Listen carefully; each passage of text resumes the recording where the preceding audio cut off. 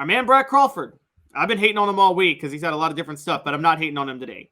So this is an actually interesting take that he does on 247 Sports, which is the 10 toughest stadiums to play in the nation. Neyland Stadium, came in at number 2 to Tiger Stadium at LSU. Joe, I'm going to be honest with you. I was actually shocked that Neyland was that high. What do you make of this? I think after Tennessee with Josh Heupel this last season and the program is back, I would say probably Neyland Stadium deserves to be number 2. I understand the argument that people make for Penn State and the big house and stuff like that, but I would say Neyland Stadium at number 2 is probably its rightful place, especially on a Saturday night with, Alabama or this season with Georgia in town. So I half agree. I don't understand the big house at all. That thing should not be in the top 10. That is not a tough place to play. That is not that loud. The way the stadium is built, that thing gets quiet as heck. It is not. Michigan ain't an intimidating place to play at all. Beaver Stadium is. I'll give them that. It's funny. I'm saying this. Y'all are going to hate me. Well, people in Georgia are going to hate me. Athens ain't a tough place to play either. They think they showed Tennessee fans something after Tennessee fans said that last year, and then they got loud at Athens. No, Georgia was just the better team. Fans had nothing to do with Georgia beating Tennessee last year. Okay, that still wasn't that loud of a stadium, so I'm not going to go there. But yeah, I agree. I could see Neyland number 2. The thing that you're right. I think this has a lot to do with the state of the program, because I think all things being equal, I got to be honest. I think the Swamp is also louder than Neyland. I've been to the Swamp. It's a louder place. That doesn't mean the fans are more raucous or anything like that. It's just the way the stadium is designed. The Swamp is a brutal place to play. But it is very true that Tiger Stadium at LSU should be number 1. Anybody that, and oh my gosh, I know my LSU homerism is coming out again. Guys, if y'all think I'm an LSU homer, Jaru's from Louisiana. So we got LSU love going on right now. So, but I'm not the one always talking about how good Brian Kelly is, though. That would be the other Halo. Yes.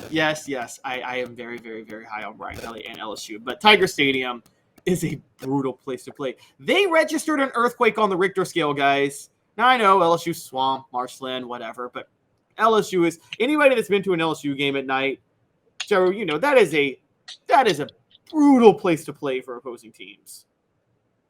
Yeah, it gets super, super loud. Tennessee got let off easy, I guess, with the noon game, which with also going into it, even if it was a night game for Tennessee, the way their offense runs, it's very easy to silence a stadium. Because imagine, picture they go into, Bryant-Denny Stadium this season, and then Joe Milton throws a 70-yard touchdown to Squirrel White. It'll get quiet pretty quick. So whenever I remember doing research before the LSU game, Tennessee's offense is really, really good at silencing opposing crowds. And I'd like to hear what you have to say about that, because they're just – the crowd doesn't know when to get loud because they're just running up tempo the whole time. No, that's a very good point. You're right. The way Tennessee plays, there's not a lot of play calling necessary, so the home crowd can't really mess up, can't really intimidate them too much. So I never thought about that. But, yeah, I remember calling this last year talking about this last year where the way Tennessee moves the ball, there's not a lot of getting to the line and calling the plays. The plays are already pretty much there and designed. They kind of know what they're doing when they get to the line of scrimmage pretty quickly. And then all the quarterback does is read the safety or not. And so and they know if they're going to run or throw. That's already just I think a lot of the plays are determined before the first snap of an offensive possession. Don't you? I think Heupel does a lot of, all right, we're going to go here in this order, and that's how they do it. I agree. I don't think he necessarily tells the order, but I think he tells, hey, we're planning to try this, and this drive and see what we can get done. Also on this list, Calhoun, Jordan-Hare Stadium. Yeah. Is at number 7. And Florida did not make the list. I just noticed that Florida is not on the list. Yeah, that was that threw me off. I think the only reason Florida wasn't on the list is because Florida is a kind of low morale, struggling program right now. So, but would you say Auburn is high morale with Hugh Freeze? I would. I mean, honestly, they're not high moral. but high morale. Yeah. I would look. I don't like Hugh Freeze. I think he is a horrible human being and does not belong. And I think he's a hypocrite, a raging hypocrite, just an absolute terrible person. I know Hugh Freeze stories from, just so you know, Trevor. I went to high school. Hugh Freeze was coaching at a local private high school in Memphis when I was growing up in Memphis and went to high school. So I know some stories about him there. He was a creep and a bad dude then, and he's a bad dude now. But he can coach. Dude, homeboy knows football. And, I mean, Auburn's going to be good. And so, Mr. Jones, I am not going to share that last comment, okay? So if anybody has issues, you guys can point that. But Jordan Hare that's a tough place to play. That place gets loud. Now, Auburn's a really crappy place to live. Okay, I'm sorry. I would never take the Auburn job because I don't want to live in Auburn. It's just the worst. Auburn and Starkville are like the two worst places to live. All right, yes, come at me, Mississippi State and Auburn fans. I'm waiting on you, but y'all are the most boring towns in the history of the world. Okay, like a lot of people think Lane Kiffin didn't take the Auburn job because of the Twitter thing, and they debated what's a better job. People say Auburn's a better job.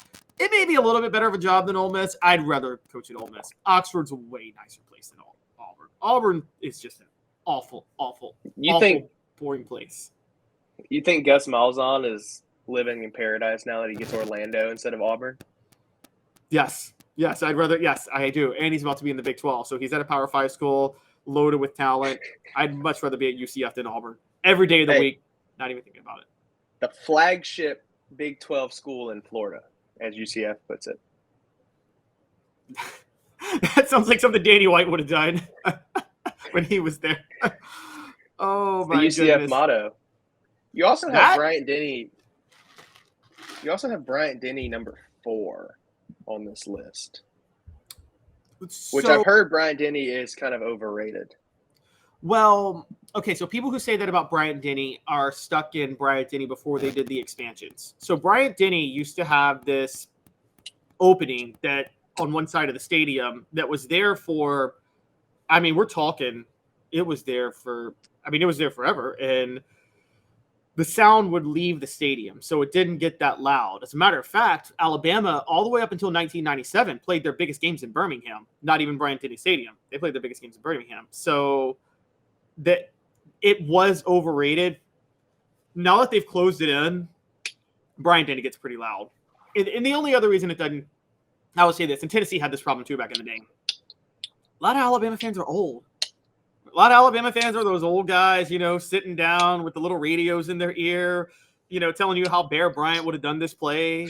And and so but it's gotten louder again because there's now a new young Alabama fan base because of recent years, and they've closed in the stadium. So Bryant Denny does deserve to be there. I'm with you. I still would have put the Swamp on there. I'm a little shocked that they didn't, even though I do think that morale at Florida is low right now. Camp Randall deserves to be higher. It's number 10, but Camp Randall is a brutal place to play. The Big House has absolutely no business being on here. The Big House is the least loud stadium you will ever be in, and you will be lulled to sleep, and it's not intimidating at all. There. Do you think that conference putting their biggest games at noon, big noon, do you think that affects the fans and how loud that stadium is? I think it does it for the positive. I think they love new games up there.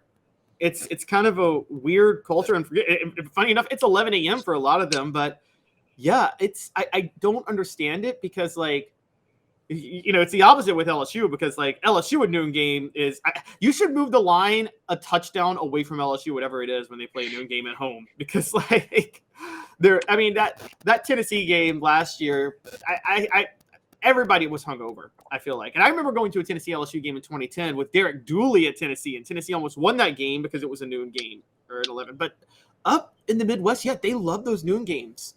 And I don't know why, but I mean, it's because guess what? They drink in the Midwest. So I'm surprised they love their noon games. I mean, they drink. SEC fans like to say one thing the Big Ten beats the SEC in, guys. I got to say, Big Ten drinks better than the SEC. The Big Ten handles their alcohol. Midwesterners will drink Southerners under the table every single time. Okay, now Louisiana is a little bit different, but nobody can handle Wisconsin or Michigan. Nobody. It's cold up there. All you can do is drink to stay warm. And so those upper Midwestern states, they drink like Russians. So it's they'll drink SEC fans under the table in a heartbeat.